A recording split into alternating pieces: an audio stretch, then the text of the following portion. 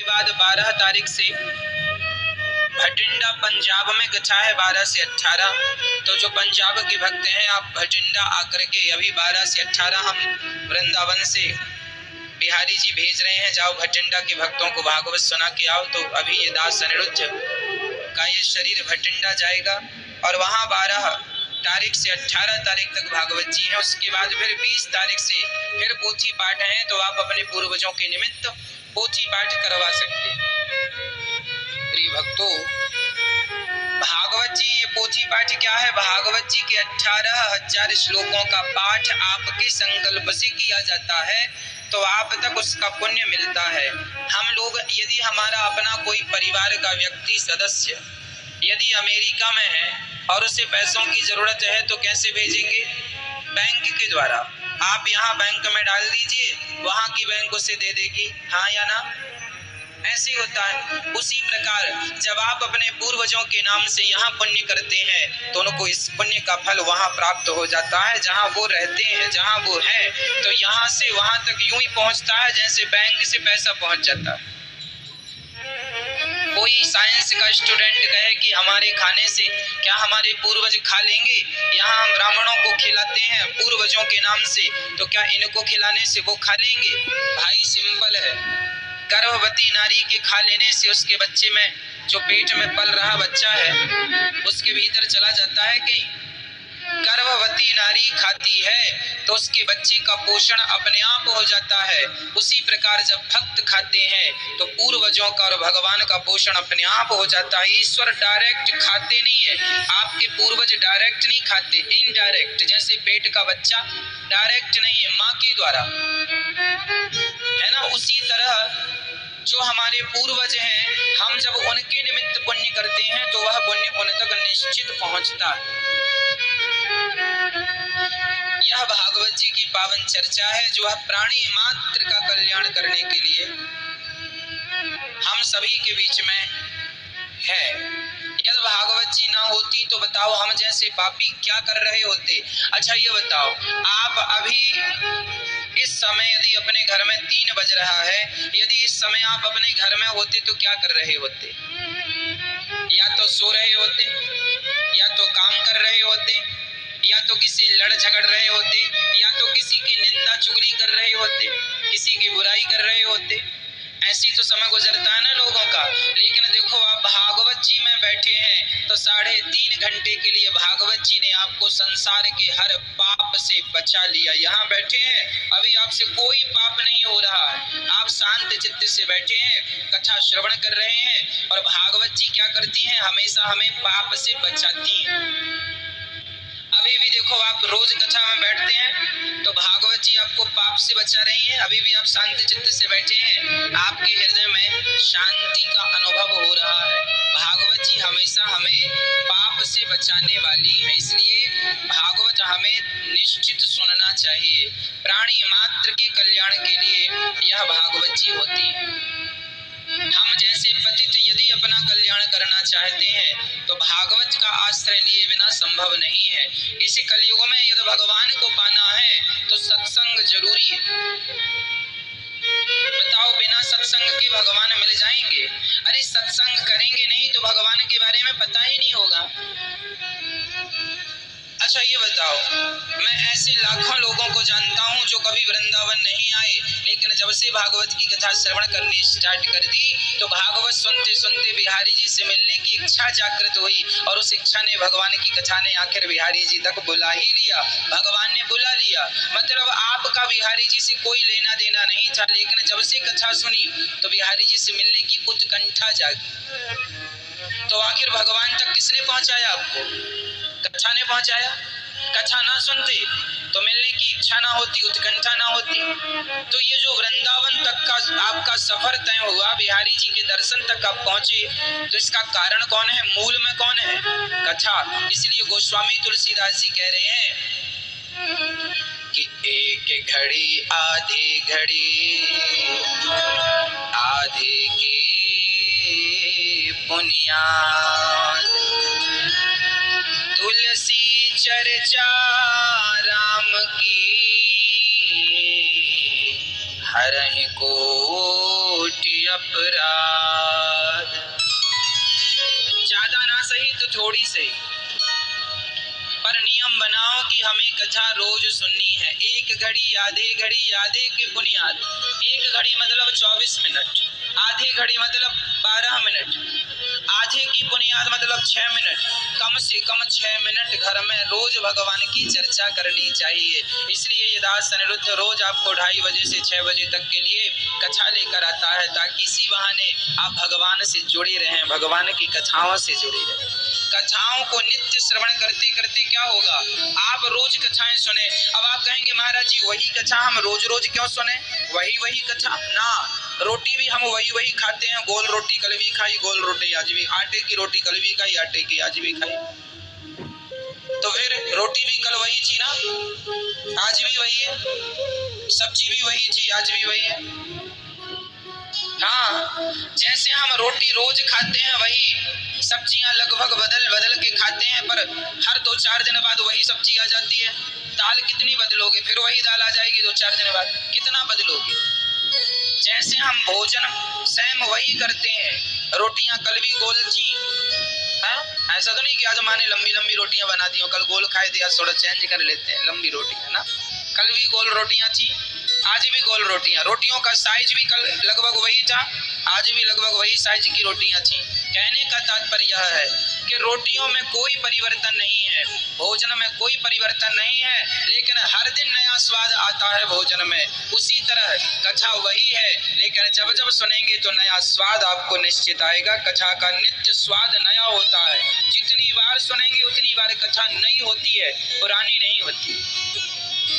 गाने पुराने हो जाते हैं, पुराना गाना, अब कोई पुराना गाना गीत गुनगुनाए, पुराना हो गया साहब, ये तो पुराना है।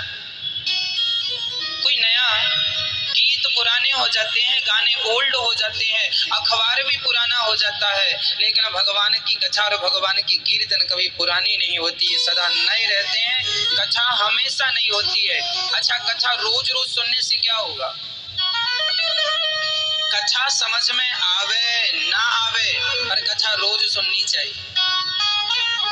एक चेला गुरुजी के पास गया, गुरुजी हमें तो कथा समझ में आती नहीं है, आप क्या कहते हैं, हमें कुछ समझ बिल्कुल नहीं आता। गुरुजी ने कहा कोई बात नहीं बेटा, समझ में ना आए तो बैठा रहा कर। अच्छा गुरुजी, तो कुछ समझ में नहीं आए, बैठने से काम बनेगा? हाँ, अच्छा एक काम कर। तो गुरुजी ने एक टोकनी पकड़ा दी, बांस की टोकनी, वो कोयला की टोकनी थी, उससे कोयला निकाला जाता था भट्टी में डालने के लिए। तो चूंकि कोयला निकालने से वह टोकनी पूरी काली पड़ चुकी थी। गुरुजी ने कहा जा इस टोकनी में गंगा जल भर के ला। अब चेला टोकनी में गंगा जल भरने चला। अब गंगा जी में डुबाए और निकाले तो टोकनी थी वो तो पानी पूरा गिर जाए, एक बूंद टोकनी में पानी नहीं आता। अब बार बार वो गंगा में डुबाए, फिर उठाए तो फिर खाली, फिर डुबाए फिर खाली, फिर अब बड़ा परेशान हुआ। 100 बार उसने प्रयास किया पानी भरने का टोकनी में, पर टोकनी में पानी संभव नहीं था भरना। 100 बार उसने डुबाया और अंत में लेकर आया गुरुजी के पास, खाली टोकनी ले आया। गुरुजी क्षमा करिएगा, टोकनी में तो पानी आया ही नहीं, भरा ही नहीं। गुरुजी ने कहा बेटा कोई बात नहीं, पानी भले नहीं भरा, पर बार बार गंगा जी में टोकनी डुबाने से इसकी जो कालिमा थी वो चली गई, छूट गई। उसी तरह तेरे अंदर भी भले सत्संग का जल बिल्कुल ना भरे, पर बार बार सत्संग करने से तेरे जीवन में पाप की कालिमा सदा सदा के लिए समाप्त हो जाएगी। जैसे टोकनी की कालिमा धुल गई, ऐसे जीव के पाप भी धुल जाते हैं कथा से। कथा मात्रैक जीवन तब कथामृतम तत्व जीवनम। कथा ना हो तो भक्त तो मर ही जाएं। बिना कथा के ये कथा अमृत है। जैसे भोजन हमें जिंदगी देता है, पानी हमें जिंदगी देता है, उसी प्रकार भक्तों का भोजन पानी तो केवल भगवान की कथा है। वो भोजन पानी के बिना शायद रह जाएं, पर कथा के बिना नहीं रहे। ये कथा उनका भोजन है, कथा उनका पानी है, ये कथा अमृत है। ये कथा ना मिले तो व्याकुलता आ जाती है। जब यह नशा चढ़ जाएगा कथा श्रवण करने का, तब समझ लेना कि भगवान के मिलने में अब देर नहीं है। अब हम ईश्वर के करीब हैं, करीब हैं। इसलिए कथा भगवान श्री कृष्ण का आश्रय। जब ब्रजवासियों पर संकट आया, मूसलाधार इंद्र ने पानी बरसाया। इंद्र ने इतना पानी बरसाया कि पूरा ब्रजमंडल डूब जाएगा, परंतु पानी का पता ही नहीं चला कहां चला गया। पानी बरस रहा था पर बूंदें नहीं थी। बारात जा रही थी पर दुल्हा नहीं था। पंचायत बैठी थी पर न्याय नहीं था।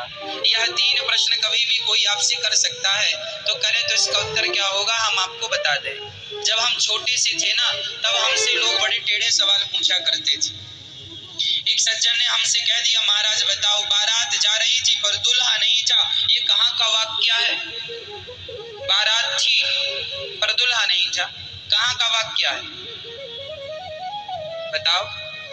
कोई आपसे सवाल करे तो क्या जवाब होगा? यह भगवान श्री राम का वाक्य है। राम जी की बारात जा रही थी पर बारात में दुल्हा तो थे नहीं, क्योंकि दुल्हा तो ऑलरेडी पहले से ससुराल में थे। तो बारात जा रही थी पर दुल्हा नहीं। यह राम जी का प्रसंग है। कोई प्रश्न करे तो जवाब दे देना। दूसरा, पंचायत बैठी थी पर न्याय नहीं था। ये कहाँ का वाक्य, कहाँ का प्रसंग है?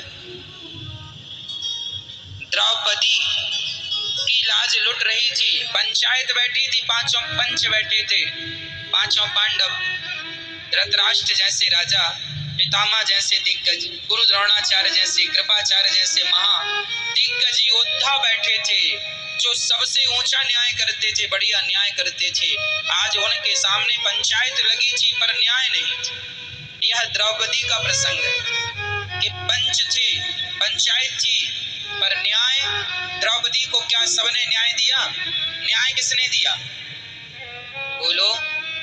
द्रौपदी को न्याय किसने दिलाया? भगवान श्री कृष्ण ने साड़ी बढ़ाकर न्याय दिलाया। सच्ची कहता हूँ, तुम्हारा कितना भी बड़ा पावर हो, लेकिन अंत में ये पावर काम नहीं आता। भगवान ही सच्चा न्याय करते हैं, ईश्वर ही सच्चा न्याय दिलाते हैं, इसलिए वही सबसे बड़े न्यायाधीश हैं। इसलिए उनकी शरण में अभी से रहो तो बुराई नहीं।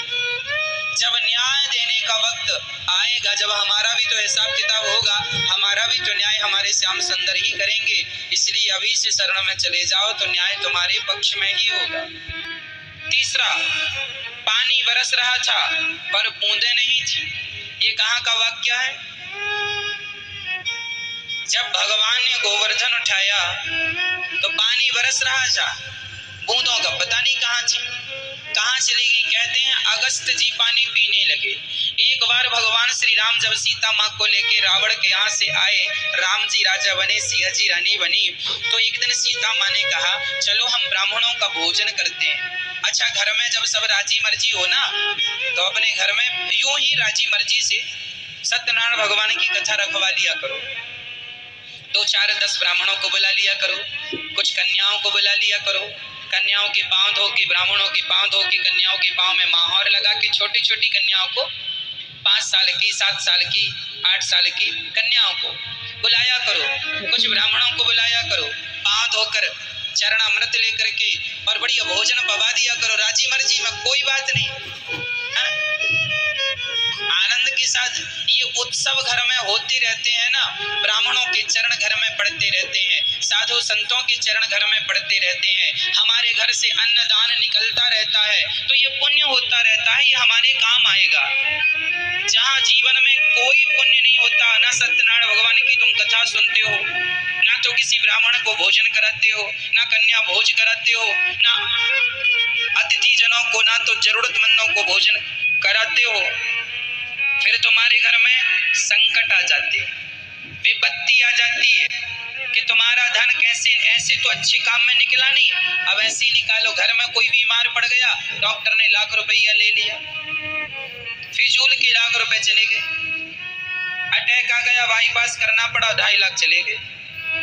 हाँ, फिजूल में। इसलिए तुम्हारे जीवन में देखो पैसा तो जाएगा, ये अच्छे काम में चला जाए, नहीं तो बुरे काम में, कोर्ट कचहरी में चला जाएगा तुम्हारा पैसा। इसलिए जीवन में धन आवे तो धन का सदुपयोग करना सीखिए। धन आए, अच्छा कई लोग सोचते हैं महाराज जी हम धन को पकड़ के रखें, हमारे पास बहुत पैसा रहे, जाए ना, लक्ष्मी को तुम पकड़ने की चेष्टा ना करना। लक्ष्मी चंचल है।